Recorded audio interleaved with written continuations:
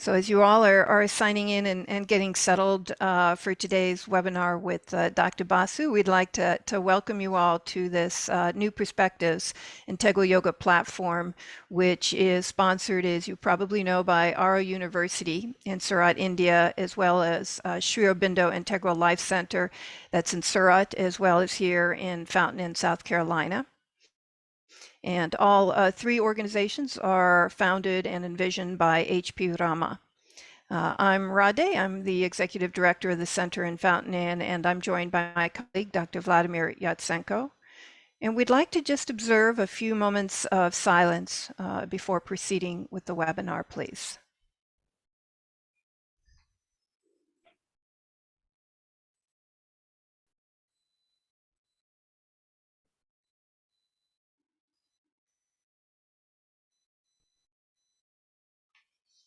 So again, welcome as folks continue to sign in. We are very honored today to have with us once again Dr. Soumitra Basu, who will be addressing the intriguing and also very critical topic of power, money, and sex. And Sri Aurobindo identifies power, money, and sex as the three forces that have the strongest attraction for the human ego. And the mother later commented on this, saying, I believe the three are independent and that all three have to be conquered to be sure of having any one. When you want to conquer one, you must have the other two. Unless one has mastered these three, desire for power, desire for money, and desire for sex, one cannot truly possess any of them firmly and surely. Each of these three things not only has its own value in the world of desires, but leans upon the other two. So today I'll be handing it over to Vladimir, our moderator, who will do a more formal introduction of Dr. Basu, but I did want to welcome you, Dr. Basu, once again to Perspectives. And as always, there is a Q&A box there at the bottom of your screen. So if you have questions during Dr. Basu's talk, please include or type in the Q&A box. We are going to try to keep to this 1 hour time period, but Dr. Basu will hopefully be able to get to a few of your questions towards the end. With that, Vladimir, I'll hand it over to you. Thank you, Radha. Yes, we are very happy to have with us today Dr. Soumitra Basu, who is a psychiatrist working with consciousness paradigms. He conducts workshops on personal growth and is the founder editor of Namaha, the Journal of Integral Health. He has authored the book Integral Health and is deeply interested in the interplay of Aurobindonian metaphysics and mental health. He has developed a module of consciousness-based psychology, and along with Michael Majowicz, has authored a book on the consciousness-based psychology, which looks at psychopathology and counseling from an entirely new perspective that arises from the experiential teachings of Sri Aurobindo and the Mother. And this is a very unique presentation, and I'm honored to be able to speak on this subject. And we should not consider it to be a taboo subject, because we are dealing with spirituality, because it is practical spirituality. Spirituality will survive only if we can address the practical issues of life. So that is very important. And from these practical issues, actually, there is a gateway, there is a path from where you can go to somewhere which is unbelievable, somewhere where actually you know the trajectory from where the transformation will start. So it's very important to know the very basic things of human life. And power, sex, and money have something very basically common to each other, because all of them are related to what Sri Aurobindo called the vital plane of consciousness.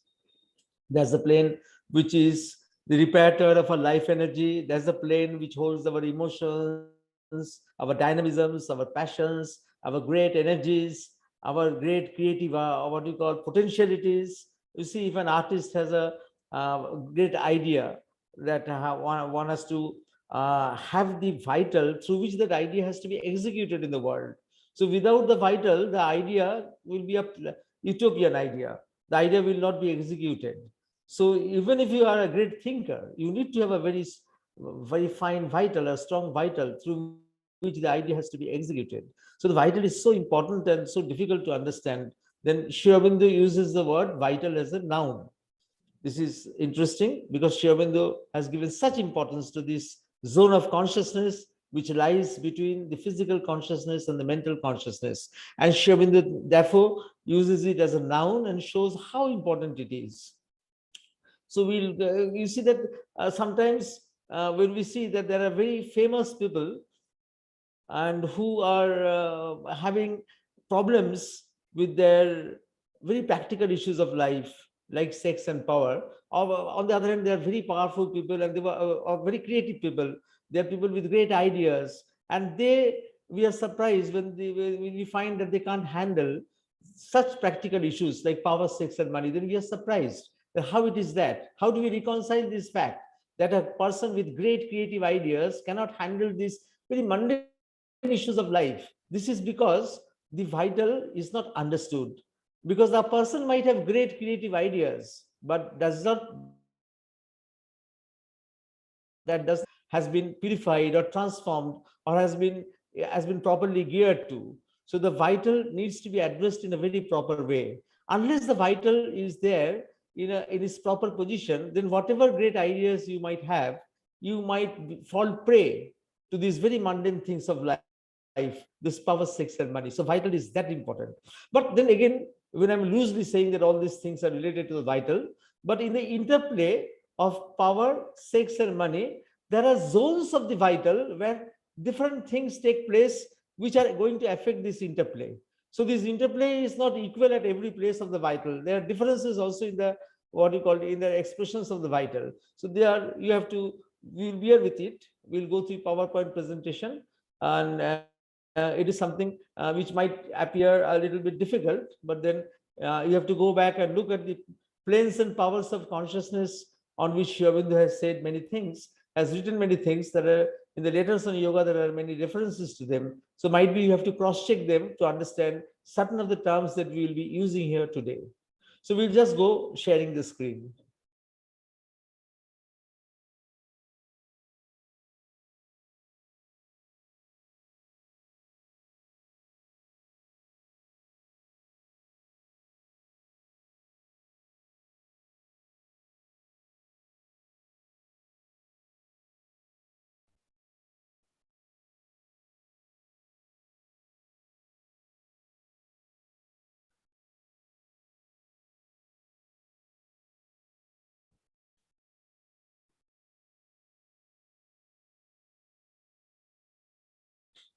So we start with this 1927 quote of Sri Aurobindo, where he says about power, money, and sex, about the interplay, that they have the strongest attraction for the human ego and the asura. You see, there are two things he's saying, that these three things have a strong attraction for the human ego and also for the asura and the asura. He's not equating the ego with the asura, but he's saying that not only for the human ego, it has also an attraction for the asura. Now mind it, because this is important to understand Sri Aurobindo's paradigm of thinking, this on power, money, and sex. Then we have to understand that the forces other than the human beings also are involved in this interplay, and that's why he is saying ego and the asura, and he's saying that they are most generally misheld and misused by those who retain them. And then this is what Radhe referred to, this 1951 statement of the mother, that the mother says that I believe the three are interdependent and all of them have to be conquered. To be sure of having any one of them, to have conquered, to have to be, if you want to be sure that you have conquered any of one of them, you cannot do it in an isolated way. You have to conquer all the three. Isolated, you will conquer one and not the others. That is not possible. If you have to conquer one, it automatically means that you have to conquer the other two also. So they are the three great obstacles in the terrestrial human life. You see again, in terrestrial human life, not in the life there in the heavens or in the non-evolutionary planes, not there, in the terrestrial human life. And unless they are conquered, humanity cannot change. So with this, we start this very interesting observation of Sri Aurobindo, that these three have an attraction both for the human ego and for the Asura. We have to understand what Sri Aurobindo means by the Asura. And is the Asura different from the human ego? We'll come to that. And I would say that I was very thankful to be able to present this program today, because whenever I find an opportunity, I would like to project this statement of Sri Aurobindo, that a great, what you call, a great harm has been done to the human mind by giving an overemphasis on the suppressed sexual complexes. And Sri Aurobindo says that it is a dangerous falsehood. Of course, they are there, but they have been highly exaggerated. They've been highly exaggerated. Of course, if this exaggeration was there, that is why these neo-Freudians came. They would not have come, because they understood that Freud was overemphasizing certain things, which he would better, if he would have not done that. But then already the damage was done. And Sri Aurobindo says that the mind and vital has been made more or less fundamentally impure than before. And actually this has been done. So we do not know the repercussions of psychoanalysis, what has happened to the psyche of the human race, that certain lowering of the, what you call, the purity has been effectuated by that movement. And you have to remember this.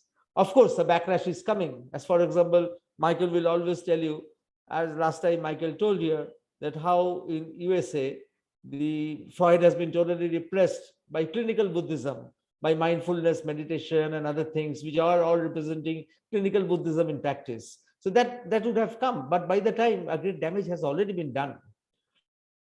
And very interesting, we will come to this afterwards, after a few slides, when Maurice Mager had written that he was writing his experience, that he was always seeing people with strong sexual instincts. They were surrounded by multiple vital forces.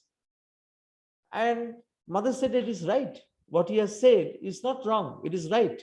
And that people with strong sexual instincts, they're drawing in vital forces from all sides. And these forces are also acting on that person to act out his sexual behavior. So sexual behavior is not only stimulated by something inside. Of course, there is something inside them. As mother says, that it arouses something inside them, the sexual impulse arouses something inside their subject.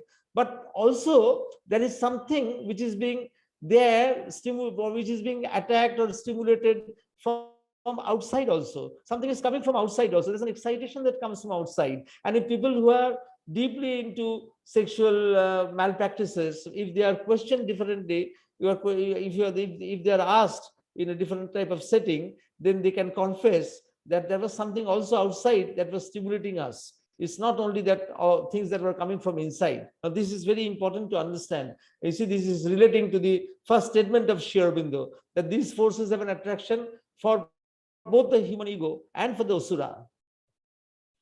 So to understand this, we'll try to understand the levels of consciousness involved. So between the unregenerate animal soul and the vital energy of human beings, there are other non-evolutionary hostile forces which are working. So between the unregenerate animal soul, the animal soul which is an unregenerated affair, where you have got sex for procreation and nothing else, and then the vital energy of the human being, where other than procreation, other factors come in. Between the two, you see that between sex used only as a procreation and sex used also for other purposes other than procreation, between the two, some other factor has already been involved, so that there is a transition. So this transition from the animal, what you call the unregenerate animal soul, and the vital energy of the human being, which is something more than procreation in the arena of sex, there are certain other variables that are acting, and they are the non-evolutionary hostile forces which are at work. So these are the formations assumed by the life principle, which act upon earth life Earth life to combat the powers of light. They are the formations assumed by the elements which are there in the vital consciousness. Why vital consciousness? Because domination of human evolution is easier for the hostile beings if they are stationed in the vital worlds. That is why from the vital worlds, all sorts of negative influences come. It is more important that the negative influences come from the vital worlds than the other non-evolutionary worlds. You see, there are non-evolutionary worlds everywhere. It's not only the vital, there's a mental, there's a physical, but the control of the people, the control of the human being is more easily achieved. The control over the evolution of the human being is more easily achieved if you are stationed in the vital world. That's why the forces of the vital world, they're very important. You have to understand these forces which are at work. These forces which are at work, and between the unregenerate animal soul, which was only involved in procreation, and the vital energy of the human being, which has gone beyond procreation to all sorts of perversions. So it's not only procreation, but also all sorts of perversions that have come in. And in between all these forces are acting, these hostile forces are acting. And these hostile forces are different types, and they are acting in different ways.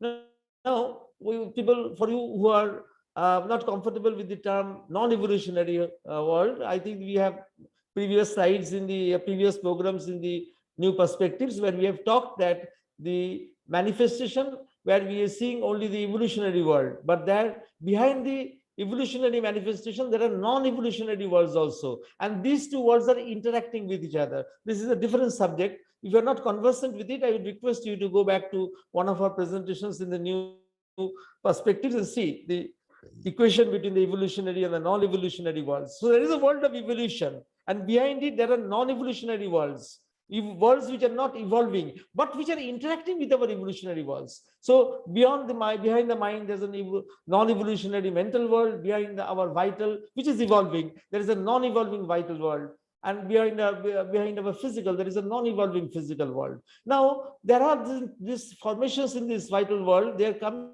and they are interfering with us, and there are different kinds of principles there, different formations there, but we will try to understand three main formations. One is the lower vital principle, which is the Pishacha, which is known in our Indian tradition as the Pishacha. All are the different grades of the devil.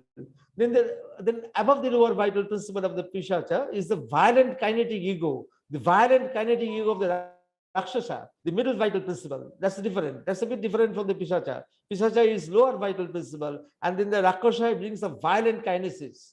And then above it is an intellectual but unregenerated ego of the Asura, the mentalized vital principle, the vital principle which already has incorporated a little bit of the mind, a little bit of intellectuality. Then it can be so dangerous. You see, if the vital principle incorporates a little bit of intellectuality, then that intellectuality is going to serve the vital demands, no? That it is going to plan or devise newer type of vital, what you call excursions, which would be so disruptive to humanity. So that is very difficult. So you see, these are things that are coming up in the vital, and you see from below up. So there's first the Pishacha, above that in power is the Rakshasa, and still above that is the unregenerated ego of the Asura.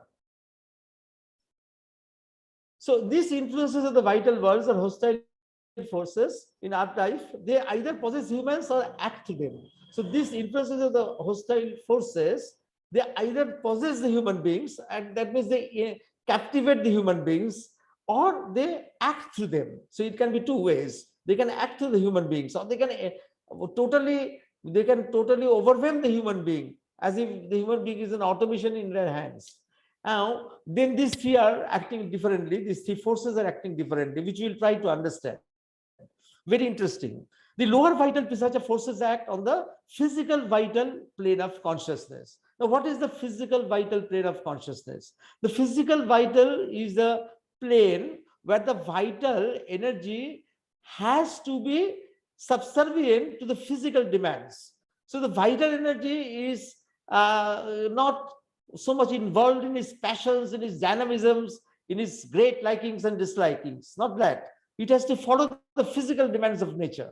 So that's the beginning. That's the lowest level. So the vital force, that the vital consciousness or the vital or the vital, which we call the vital energy, that has to follow the dictates of the physical demands. Here, the vital is not involved in that. What we see in love, no? In love we see romance, passion, and all that things that go on with all that, what do you call that, tremendous love and affection and all that goes on. Not only that, it's not only love and that passion and that great energy in making love, all that, but all the opposite things are also there. That can be jealousy, there can be different things also. But here, in the physical vital, is only involved in the satisfaction of the just physical demands. The vital is not indulging in his own vital excesses. It is just trying to satisfy the physical demands. And this is how you see phenomena like rapes and sadomasochism, which is very, very interesting and important things, because you have to understand them, how they are occurring, where the mechanical component takes precedent over passions. Now, this is a very important area. There is a mechanical component is taking precedent over passions. For example, if you say rape, in rape, how much sex is involved? Means if you say sex, which means the things that go on with sex and love and all that, is nothing. There's no orgasm involved. You are just emptying yourself into somebody else. It's more of a wound. It's more of a wound than sex. Rape is more of a wound than sex. And then sadomasochism is another very interesting area, where we are trying to see how the non-erotogenic zones of the body, how they can be involved, whether they are involved in torture or enjoying torture or giving torture. You see, it's not necessary that you are involving the sexual organs. You are involving the non-erotogenic zones of the body. You are bringing them up. Now, this is interesting, because there is a recent trend of non-sexual eroticism.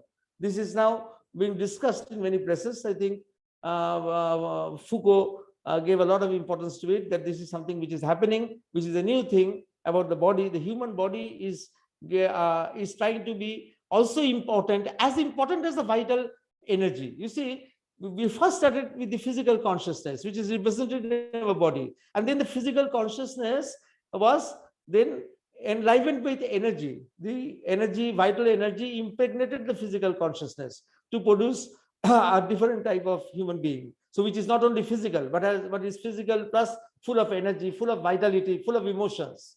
So now the body is trying to assert its own uniqueness, and it is not trying to depend only on the sexual excitement. It is trying to be excited in its own way. So somewhere sadomasochism behind is what we call giving an inkling that something like that is going to happen. And this is very important, because afterwards when we'll talk of transformation, we'll see that this is the plane of consciousness which has to be addressed first.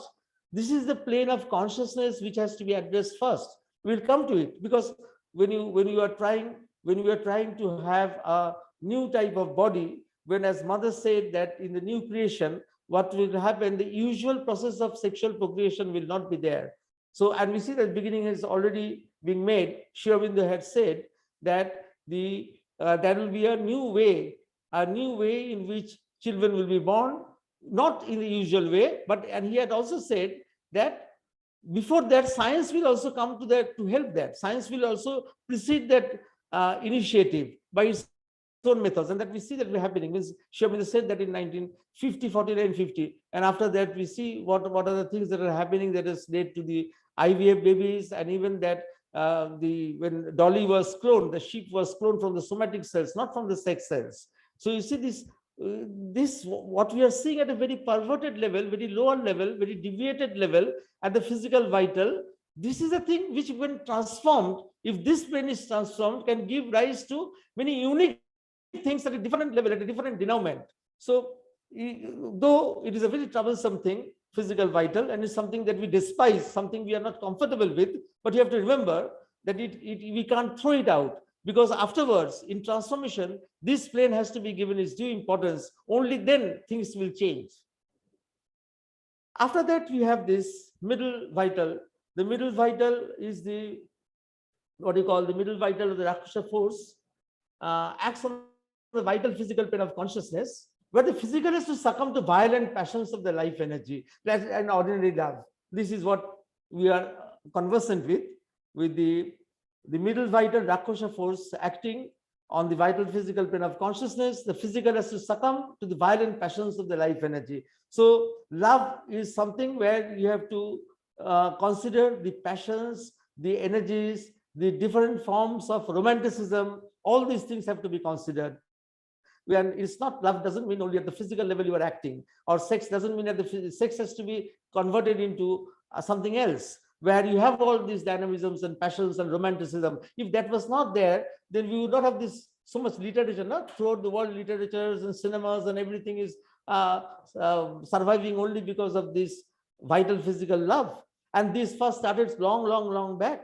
Even Sri Aurobindo also acknowledged it. If you see, the Sri Aurobindo is saying that there are 4 great events in history, of which the first was the Hellenization of Troy. He talks about the Hellenic civilization, and there are many things of the Hellenic civilization, of course, the art, the philosophy, and all. But together, you have to remember that Romance also was one part of Hellenic civilization, so, and which was given a very high place. So that is very important. Then, of course, the ships, when he says the 4 great events in history, all the 4 great events in history are associated with love. So the first one, where you can bring in romantic love with other things of the Hellenic culture. Second thing, he said that crucifixion of Christ humanized Europe, but actually it was also universal love that was being propagated. And the third thing he told about Vrindavanization of Krishna, where was devotional love, something else. And the fourth he had said about Kalakai of Kurukshetra, where love is brought to be synthesized with knowledge and with karma. So you see, everywhere love is an important component in the 4 great events of history which Sri Aurobindo had dictated. Now the next one,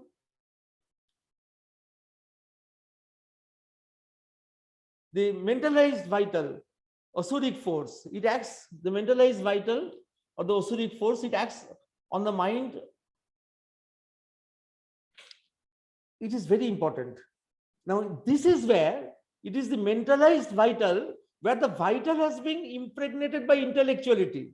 So the vital can become a real thinking, acting, creating demon. You see, the devil can be hot-headed, blunt, but the devil is no more hot-headed and blunt when it comes to the level of the Asura. At the level of the Rakshasa, it can be a little blunt.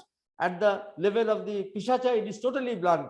But at the level of the Asura, the devil has become intelligent. Devil has become intellectual. And it is here that sex, power, and money, together with drugs, a new 4th component, together with drugs, they have linked together. And this is where actually all the things have been linked together. This interplay of power, sex, and money are linked together at the mentalized vital plane, at the plane of the Asura.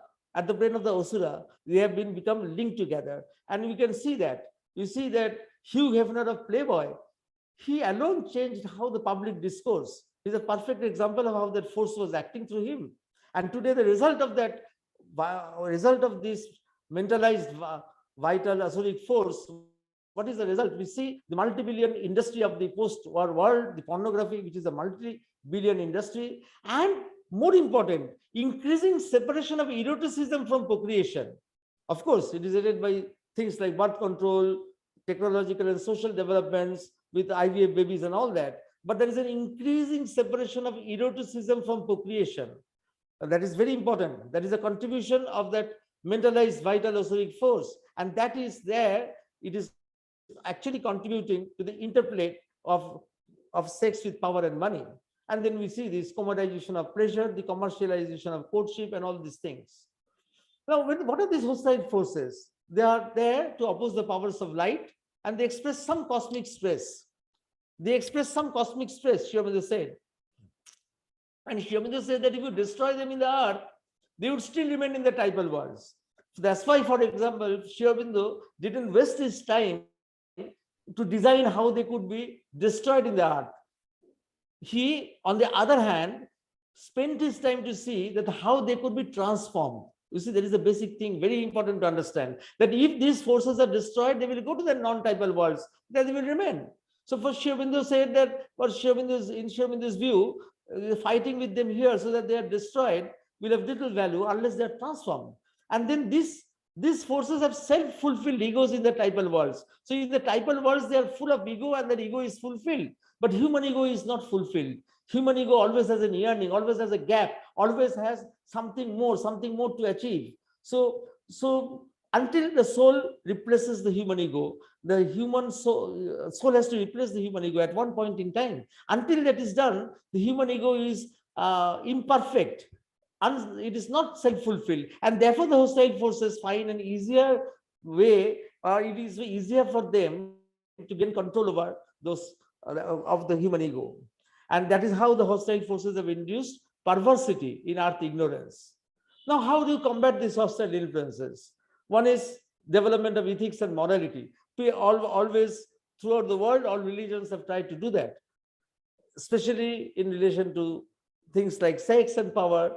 But at a certain point, morality backfires, and absolutist positions, you can't stick on them for a long time. Liberal positions also, you can't stick for them, because with legislations you cannot enforce or you have something permanent. And you have the other position where a sexual repression is essential to social oppression. You can take that kind of attitude, but that doesn't lead you to a very, what you call, place where you can actually conquer this interplay. And then the other great thing that was remaining was the family. We thought that the family would offer some support so that perversions should not occur, but that is not also occurring. So that is not also occurring. We'll come to it. So ethics itself undergoes a transvaluation from the infra-ethical, ethical to a super-ethical stage. Now, this is showing this contribution. If you try to understand all these kinds of problems, the problems which have been raised up by sex, power, and money, then you have to understand that everything cannot be explained through what we call ethics or approach to ethics, because ethics also is a transitory stage. This is Sri Aurobindo's great contribution to the world of thought, that there is a transvaluation of ethics, that is continuously going on. We have to reach a super ethical phase, which is not where we will do whatever we like, not like that. It is a spiritual anarchism where you are intuitive and spontaneously free without disharmony.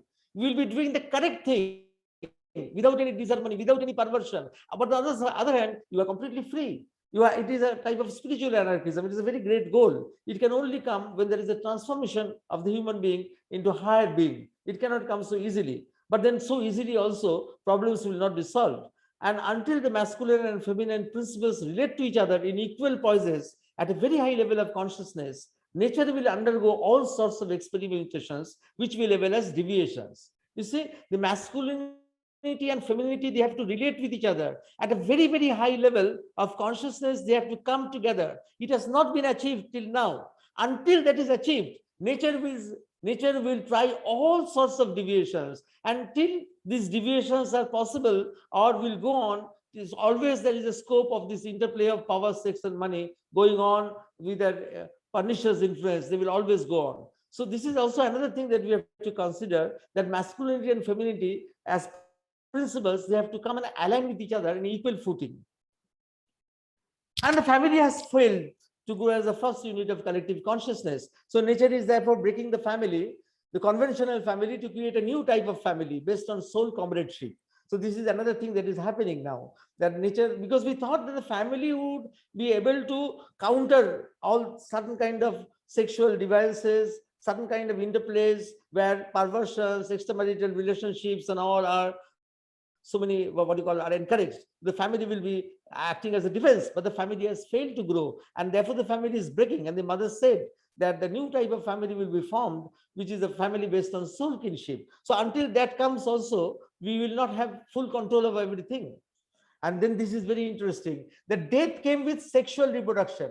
With asexual reproduction, there was no death. The amoeba doesn't die. It only replicates infinitely, and infinitely. So, but with sexual reproduction, death came. Now, it is my feeling that the ancient seers perhaps knew this intuitively, and therefore they wanted to transcend sex to experience the consciousness of immortality. You see that the ancient seers, when they wanted to transcend sex, it is not because of moral issues, because they have that intuition that only over sex you can have the consciousness of immortality, you can experience that consciousness of immortality, because this death came with sexual reproduction. Perhaps because of this, and for some other occult reasons, the mother also said, the reference is there in the On Education, on that collected work, Centenary Education, volume 12, where she said that each act of sex takes one a step towards death.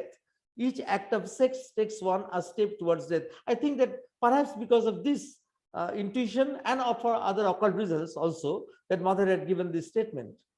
And this a very important statement of mother, that if desire of sex is not dissolved at the time of death, it produces little vital entities which go on plaguing sensitive people with strong sexual instinct, so as to feed on their vital force emanated at the time of sexual act. Is that the writer which mother was referring, who had written about the vital forces, small vital forces he was seeing always surrounding people with strong sexual urges, is something. When mother was talking about it, she had told that if the desire of sex has to be dissolved at the time of death, if it is not dissolved, then it will produce these vital entities, little vital entities, and they will go and select people who are instinctively or who have got sexually, who are more active, and they will surround them, and they will always feed on their sexual act, and will always go on stimulating them to all sorts of perversities. So that is a very important thing. Now, this interdependence of power, money, and sex, that mother's vision of the serpent, that is an occult vision, who kept watch on the terrestrial wealth. Those who have, I will not go into details on this, only to say that mother's occult vision, where she saw the serpent who was guarding the wealth of the universe, the terrestrial wealth, and the key of getting to that source of wealth was a mastery over the sexual impulse. And because every power, the very need of power has in its end a sexual satisfaction. You see that this is very interesting. You can have power of all sorts, but at the end, all kinds of power, at the end they boil down, or they end up into some sort of sexual satisfaction. So this conquest over sex also gives you an edge over the conquest over power and the conquest over the desire for money. And now the question is, you can say that power we see that people employ in social situations. For example, a politician uses power, or a big capitalist uses power for other things other than sex. Why are you bringing sex into it? So power can be something which is an interplay of forces, which is being used by politicians, which is being used by capitalists. They can use in different ways. But then, as Foucault showed, that power equations can get transferred from the social matrix to the body matrix, which is very interesting, because the body is the ultimate battleground. The body is the ultimate battleground. Somehow I think we should afterwards we concentrate on the body, then we'll understand, because today we'll get out of focus, we start talking on the body. But this is important, because the power equations can actually get transferred. You can see that their politician is using power for some different reason, and the capitalist is using power for some entirely different reason. But at the end, that can be a transfer. That can be a transfer of power from the social to the body. It is actually possible. It actually happens. Now, power equations are used in lower nature when one is not doing what one wants. So whenever you are employing a power equation, there will be a resistance, and resistance itself is very unique. You see, politically resistance was said to no, but resistance can also be creative.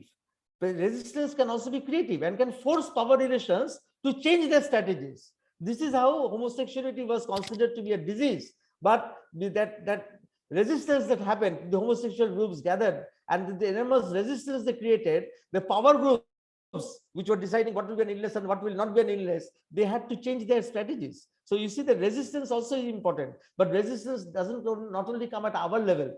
Resistance comes from something deeper also. What is that? Resistance comes from something deeper level. Then all power in our outer being is, if we speak from the metaphysical psychological perspective, metaphysical psychology, then all power in our outer being is derived from the vital, and the inner being has an inner power called pranic shakti, which is connected with the universal energy, with the universal prana. And behind the inner being is a soul space, where the soul entity is there, having the soul power, the power of the soul. Now, influences from these inner powers, they can also come into our life, outer life, as unique resistances. and aided by intuition, they stimulate us for transcending the power equations of the outer being. So resistances are not only at our level, they come from some deeper level, from the soul, from the inner, from our inner energies. Resistances can come, and together with intuition, which comes from above, they can also stimulate us to think that, oh, this is something which you have to transcend, which you have to consider, where we cannot remain for long. So this is an interesting thing. Now, power at the outer being is not backed by appropriate knowledge. What is happening in the outer being, the power is not backed by knowledge. An approximation only occurs to the inner being. The perfect synthesis of knowledge and power occurs in the supermind. We are not going to that. The supramental power can actually transform the lower desires because it is immune to the negative influences that arises from the inconscious. All the negative things in us arise from the inconscious. Only the supramental creative consciousness can counter them. Short of that, they cannot be counted fully. So the supramental power itself can change things and can eventually produce a sexless being. So we will not go into that. That is a different territory altogether. Will be debated from our main topic. But that is very interesting, how a new creation will come, how a sexless being will come, and such a being will not be powerless. As Mother said, that it can have a calm and absolute power. She gave an example, like Goddess Athena. In Sri Aurobindo's Perseus the Deliverer, there's a description of Goddess Athena. And if you're acquainted with that, you can go and look at that, and you will see that picture fits in with what Mother said, the power and the beauty and the calm of the sexless being. Again, this is a different subject. We'll not come to you, we'll not go into that because it will take away our time. But this is something we have to remember. The world is now progressing to a point where we have to transcend our sexual identities into a new type of identity. Now, money, this is again a very, very interesting thing. Dr. Dalal very favorite pointed this out. It was one of his very favorite things to point out, and I fully agree with him. It is so beautiful. The Indian tradition has always said that there are 4 motivations of life: the dharma, which is the path of self-righteousness; artha, that is money power; kam, the power of the vital, the libido, from where sex arises; and moksha, the liberation from ego-mediated pleasures. So you see, from the beginning, dharma, artha, kam, sex was given an equally important role or position with the other things. But in Western psychology, has not given money that due. It's not given money that due. The artha has been given a same position as kam. But in Western psychology, Freud stressed on the libido, Adler stressed on the power, Watson stressed on behavior, Frankl stressed on the will to meaning. There are then the will to power of nature and other things. But not money. Nobody is talking about money as a motivating force of human behavior. They are talking about other things other than money. But in Indian psychology, in the Indian tradition, money was given a same, what you call, pedestal as the dharma and the kama and the moksha. Very interesting. But though paradoxically, in India, what happened, especially after the Shankaracharya's portrayal of reality, the detachment from money was given a higher pedestal. Though Indian philosophy always wanted the 4 motivators to be dharma, artha, kam, moksha, but in paradoxically, what was in life, always we give more higher pedestal to people who are detached from money. The problems with money, the conflict about money is, as the Mother said, is a conflict of ownership. It is a conflict of ownership. Money should not be a possession. Like a power, it is a means of action that is given to you. You see, we think we possess money. It is an impersonal, in an impersonal and enlightened way, you must know how to use money, because all wealth belongs to the divine, and those who hold it are trustees, not possessors. It is with them today. Tomorrow it may be elsewhere. This is never taught in our schools. I think at the very beginning, in our schools, children should be taught that we do not possess money. When someone comes to me, a drug addict, and tells that is with my money, I'm smoking cannabis. Why should you castigate me? I said, what is your money? Your father works in the government and he gets his salary from all our taxes. I also have an equal right to ask you why my tax money is being misused. So that thing is there. People think that it's my money, but money doesn't belong to anyone in particular. It's a power that has been distributed, and we have to have the correct attitude towards money, and that has to be shown from our very childhood. So attitude towards money, neither a materialistic possessiveness nor an aesthetic withdrawal.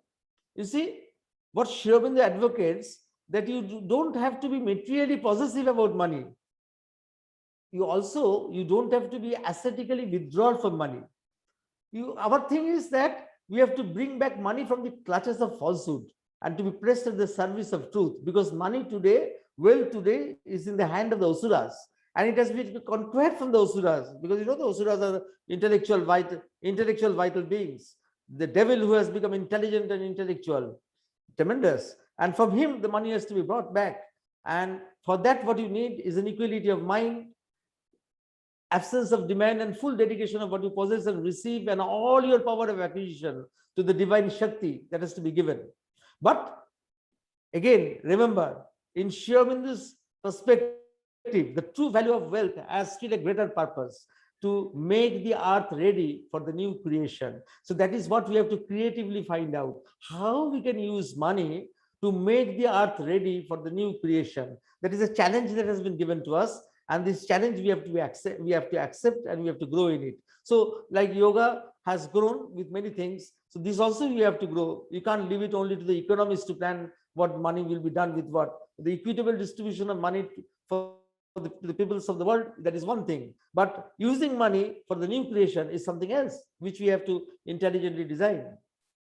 Now, this is a very interesting recent research which I am quoting, and which was published in the European Journal of Personality in 2013, where they were trying to examine sex, power, and money, and predicting the influence or interplay from the dark triad and the dimension of honesty and humility. You see, the dark triad, this Machiavellianism, this cunningness and duplicity, psychopathy and narcissism, they were highly correlated with the interplay of sex, power, and money. So all these things, cunningness, duplicity, psychopathy. Now, psychopaths are people who have no sense of guilt and who do not learn from mistakes. They have no sense of guilt and they never learn from mistakes. And narcissism.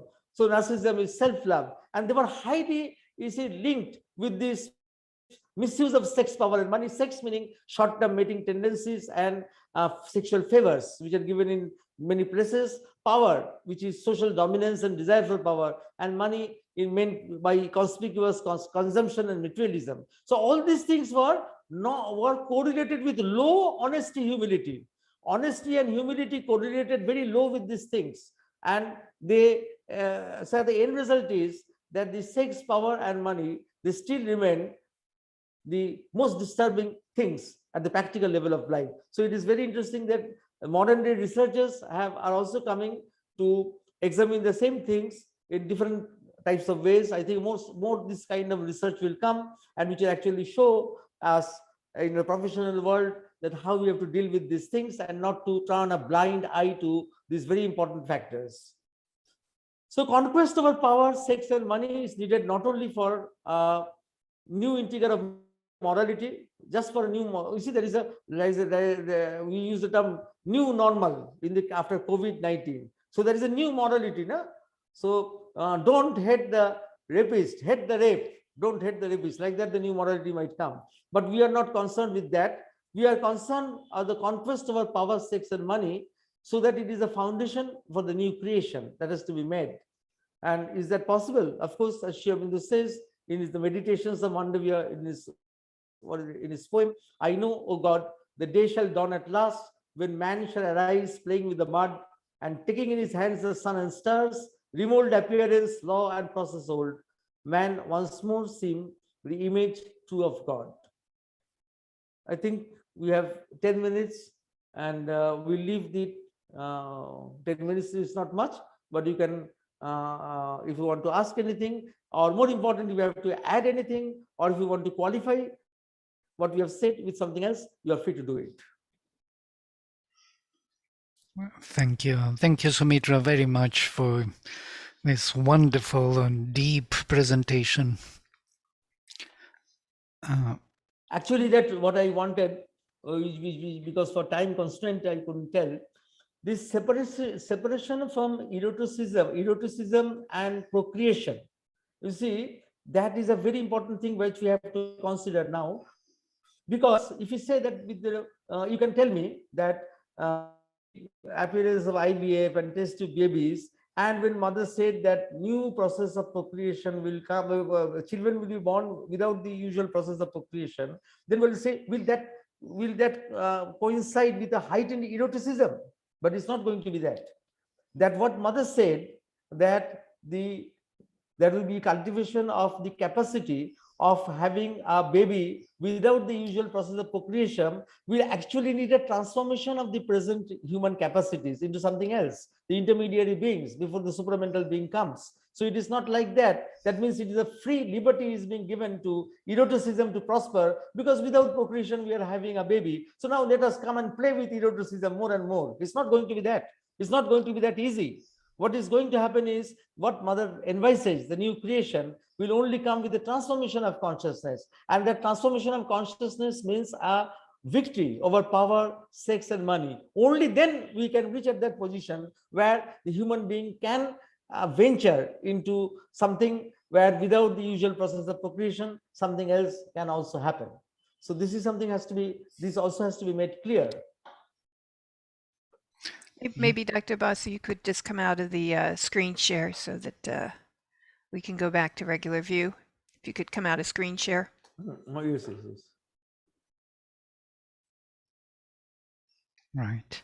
Yes, thank you for this. There are several questions here waiting for you. I will read them out for you very quickly. Mankind has used two powerful weapons to destroy its own powers and enjoyment: wrong indulgence and wrong abstinence. Sri Aurobindo, please give an elaboration as it is connected to your subject. Don't know. Can you comment on this? It's not very clear. It was a big thing. Yeah, that mankind used two weapons to destroy its own powers and enjoyment: wrong indulgence and wrong abstinence. So can you elaborate on this from Sri Aurobindo's point of view? What is this wrong indulgence and wrong abstinence? Yeah, I think the whole presentation was about this, those interfering forces. So the because to understand this perspective what we have presented, we have to understand the interplay of both our forces, human forces, and also the forces of the non-evolutionary worlds, the Asuric, Rakshasa, and these forces. Only then we'll be able to understand this question that has been raised. If you have to see from Sri Aurobindo's perspective, you have to see both the paradigms together, with the non-evolutionary paradigm and the evolutionary paradigm, because they are constantly interacting with each other. One is not isolated.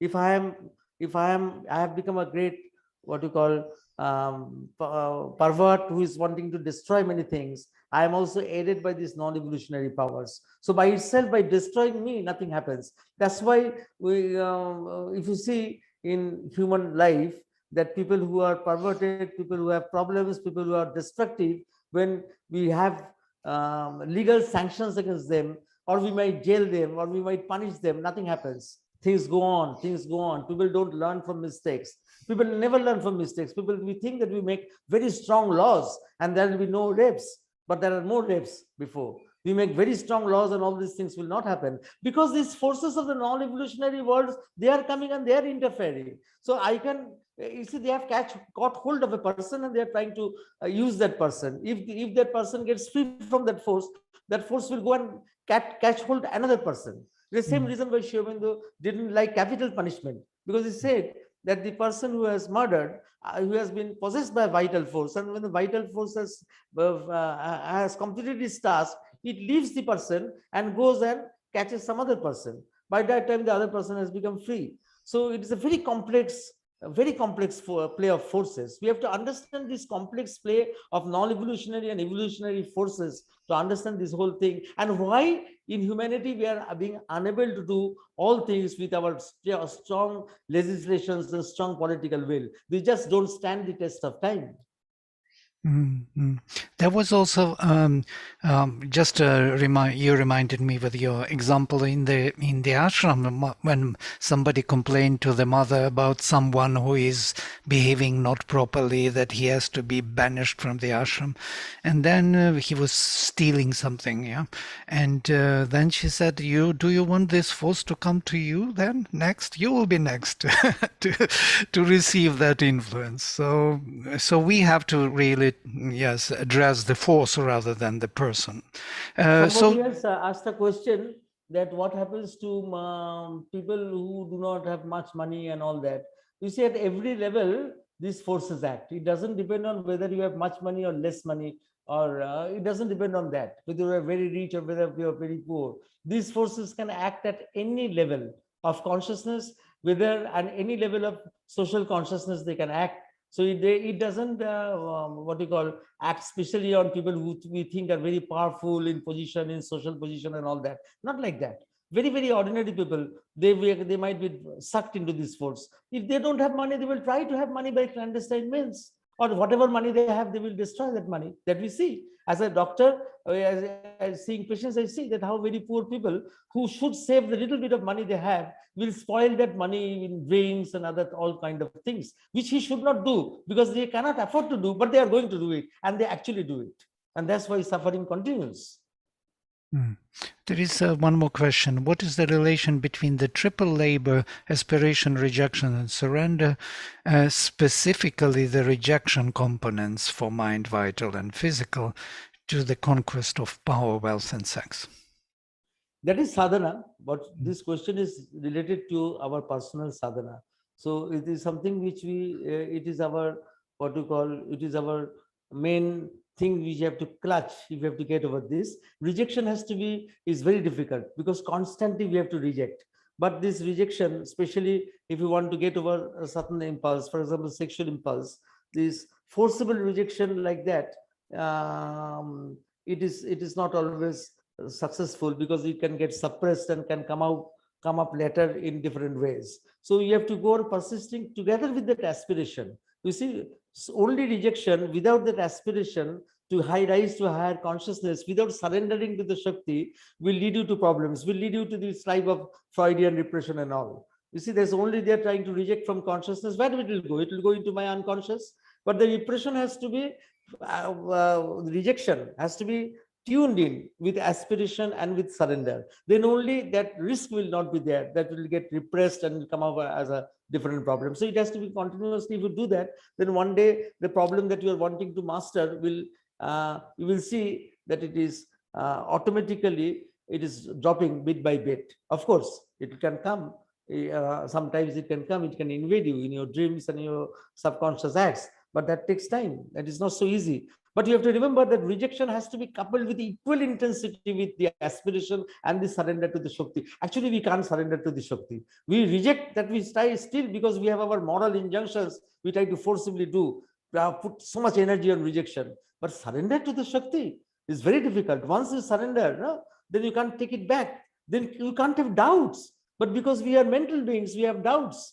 And the main reason that our surrender doesn't become so effective is because we try to do it mentally. And we want to do it mentally, then the mental mind will come up with doubts and will spoil everything. So that the movement of surrender also you have to start initiating from in your depths, from the psychic being in your depths. You have to be in your consciousness there, and there you have to surrender to the Shakti. And then of course mind, of course you can also surrender. You have to concentrate it between your eyebrows, but in a general way, because we are intellectual beings, we will always be open to doubts, and that is why our rejection, all these things, they can't stand alone. So alone it will not stand unless it is tied up with the two, and then they have to be done in the proper way. I feel that Vladimir can tell something. Yeah. This is actually, you already answered the next question, which is here also about suppression of the by mental control is not enough. Yes, it is not enough. The aspiration first, then rejection. The rejection has to be done on the level of aspiration. If aspiration is not there to really reach higher levels of consciousness or deeper, higher potential, then it won't work. So rejection will never work. It will just do something else. So there is also the question, where do Paishacha Rakshasas and Asura live? They live in their planes of their own non-evolutionary planes, which are here. which are here, we are in that also. We are actually not in a evolution, only in an evolutionary world. We are in a matrix where the evolutionary and non-evolutionary worlds are intermingling with each other. So they are not in any far off place. They are there, here. They are with us. They are in us. They are always trying to, what do you call, force us to do something or the other. But the higher forces are also there. They are also there. You see that the non-evolutionary worlds, the higher forces have those things which we call as fairies, angels, and other things. And the lower forces are, we call them asuras, rakoshas, and all these things. Everything is there, and everything is around us, and everything is in us, inside us. We are in the same matrix where they are residing. Nothing is beyond this matrix. It is the same place. In the same place, all of us are existing together.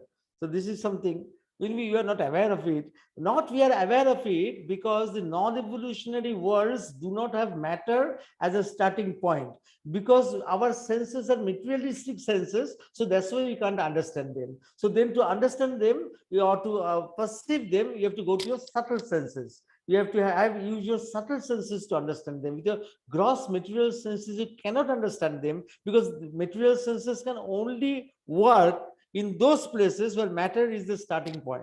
In planes where matter is not the starting point, our sensory organs, usual sensory organs, will not work. Then you have to understand, go inside and cultivate your subtle senses. Only then these things will work. Thank you very much. Till that time, it will come to us in different influences, as archetypes, in our dreams, in our symbols.